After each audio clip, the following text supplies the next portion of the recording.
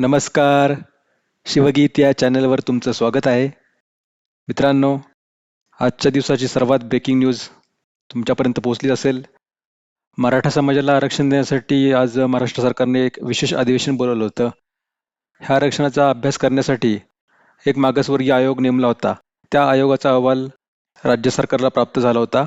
आज मुख्यमंत्री एकनाथ शिंदे यांनी सकाळी मंत्रिमंडळाची बैठक बोलवली होती आणि त्या बैठकीमध्ये मागासवर्गीय आयोगाने हा जो अहवाल तयार केला होता तो मांडला गेला आणि त्याला मान्यता मिळालेली आहे. त्याच्यानंतर हा अहवाल विधानसभेत मांडला गेला आणि त्यालाही सर्व पक्षांनी एकमताने मंजूर केलेला आहे. यामुळे मराठा समाजाला शिक्षण व नोकरीमध्ये 10% आरक्षण मिळणार आहे. या कायद्याला राज्यपालांची मंजुरी मिळाल्यानंतर यावर्षी होणाऱ्या RTIच्या प्रवेश प्रक्रियेमध्ये मराठ्यांना लाभ होणार आहे. आजच्या व्हिडिओमध्ये याच विषयावर आपण चर्चा करणार आहोत. विधानसभेमध्ये आज जे विधेयक मांडलं गेलं आहे त्या विधेयकाला महाराष्ट्र राज्यातील सामाजिक व शैक्षणिकदृष्ट्या मागासवर्गीयाकरता आरक्षण विधेयक 2024 असं म्हटलं आहे. महाराष्ट्र राज्य मागासवर्ग आयोगानं न्यायमूर्ती सुनील शुक्रे यांच्या नेतृत्वाखाली मराठा समाजाचं एक सर्वेक्षण केलं होतं. मागील काही दिवस हे सर्वेक्षण चाललं होतं आणि या सर्वेक्षणाची सगळी जबाबदारी पुण्यातील गोखले इन्स्टिट्यूट यांच्याकडे दिली होती. या इन्स्टिट्यूटने सगळा अभ्यास करून महाराष्ट्र शासनाला अहवाल सादर केलेला आहे आणि ह्या समितीचा अहवाल महाराष्ट्र शासनाने स्वीकारलेला आहे.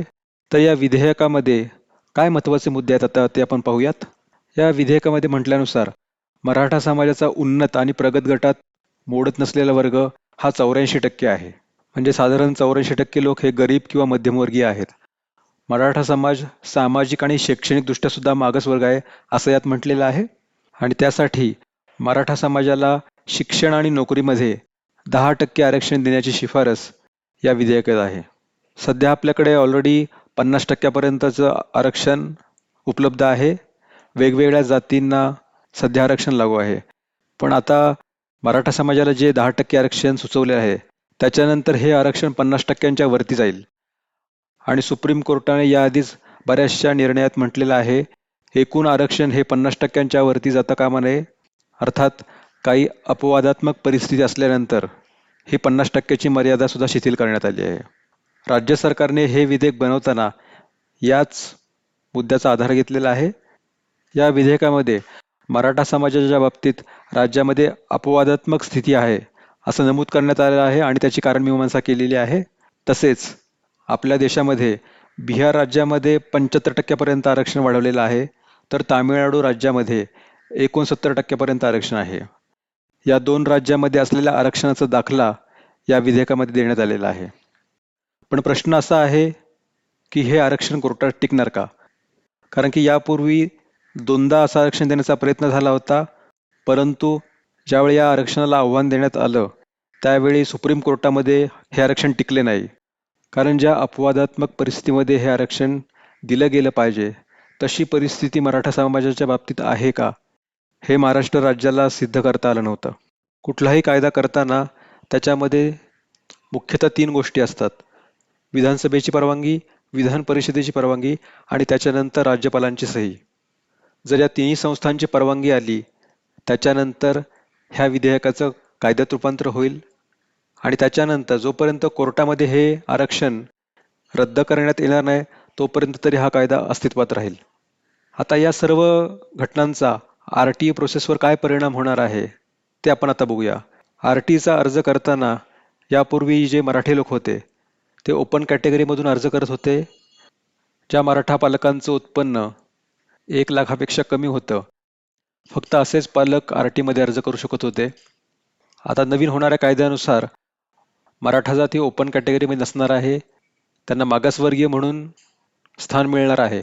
त्यामुळे RTIचा अर्ज करताना तो कशा पद्धतीने भरला पाहिजे या संदर्भातील अनेक प्रश्न पालकांना पडतील. पहिला प्रश्न असणार आहे RTIची कोणती कॅटेगरी आता निवडायची.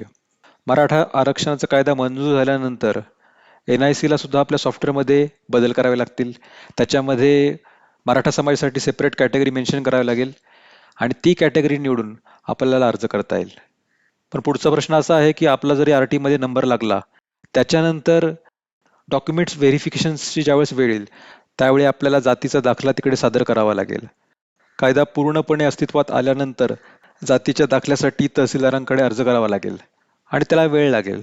त्यामुळे या संदर्भात आरटीची जी प्रवेश प्रक्रिया आहे त्याच्या मार्गदर्शक सूचना ज्यावेळेस जाहीर होतील त्याच्यामध्ये मराठ्यांनी जातीचा दाखला कशा प्रकारे सादर करायचा, त्याला काही अटी शर्तीच्या अधीन राहून मान्यता देण्यात येते का हे पाहावं लागेल. उदाहरणार्थ, जातीच्या दाखल्यासाठी अर्ज केला असेल तर त्याची पावती, त्या पावतीच्या आधारे कदाचित प्रवेश केले जातील. या संदर्भात असणारे वेगवेगळे पैलू लक्षात घेऊन शिक्षण विभागाला डॉक्युमेंट्स व्हेरिफिकेशनमध्ये काय बदल करायचा हे ठरवावं लागणार आहे. तिसरा मुद्दा आहे उत्पन्नाचा दाखला लागणार का. जर मराठा समाज मागासवर्गीय असल्याचा कायदा अस्तित्वात आला तर असं वाटू शकतं की उत्पन्नाच्या दाखल्याची गरज नाही. परंतु जसं आपण आधी बघितलं, सुप्रीम कोर्टात हे आरक्षण टिकतं का नाही यावर हे सगळं अवलंबून आहे. त्यामुळे ज्यांचं उत्पन्न 1 लाखापेक्षा कमी आहे त्यांनी उत्पन्नाचा दाखला जरूर ठेवावा असा माझा त्यांना सल्ला राहील. जर काही कारणामुळे सुप्रीम कोर्टात हे आरक्षण टिकलं नाही तर तुम्हाला उत्पन्नाच्या दाखल्याच्या आधारे RT मध्ये प्रवेश मिळू शकतो. कदाचित RT प्रोसेस चालू होण्यासाठी जो वेळ लागत आहे त्याच्या अनेक कारणापैकी हे सुद्धा एक महत्त्वाचं कारण आहे. आणि या नवीन निर्णयाचा परिणाम RT मधल्या प्रवेशावर नक्कीच होणार आहे, कारण RT मधल्या अर्जांची संख्या वाढणार आहे. आता ज्या मराठा लोकांचं उत्पन्न 1 लाखापेक्षा जास्त आहे असा समाज RT मध्ये अर्ज करायला पात्र असेल. आणि आपण मागच्या आठवड्यात बघितलं की शासनाने जे नवीन राजपत्र काढलेलं आहे त्याच्यानुसार शासकीय शाळाजवळ ज्या खाजगी शाळा होत्या त्या यावर्षी RT मधून काढून टाकलेल्या आहेत. त्यामुळे यावेळेस काय झालेलं आहे, जागा कमी आणि अर्जांची संख्या जास्त. त्यामुळे लॉटरीमध्ये नंबर लागणं हे फार अवघड असणार आहे आणि ज्यांचा कोणाचा नंबर लागेल ते सर्व फार नशीबवान असणार आहेत. या संदर्भात आणखीन काय अपडेट आल्यानंतर आपल्याला नक्कीच कळवेल. आजच्या व्हिडिओमध्ये इतकंच. तुम्हाला काही शंका असतील तर कमेंट करून नक्की सांगा. त्या प्रत्येक कमेंटला मी उत्तर देत असतो. तुम्हाला आणखीन कुठल्या टॉपिकवर माहिती हवी असेल तेही सांगा. हा व्हिडिओ जास्तीत जास्त लोकांपर्यंत पोहोचवा. चॅनलवर नवीन असाल तर सबस्क्राईब करा. धन्यवाद.